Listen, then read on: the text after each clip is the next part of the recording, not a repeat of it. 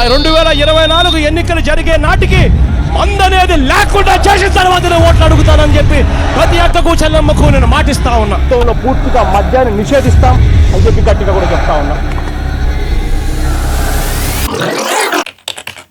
YS Jaganmohan Reddy అనే నేను ఆంధ్రప్రదేశ్ రాష్ట్ర ముఖ్యమంత్రిగా అంతఃకరణ శుద్ధితో ప్రజలందరికీ న్యాయం చేకూరుస్తానని దైవ సాక్షిగా ప్రమాణం చేస్తున్నాను.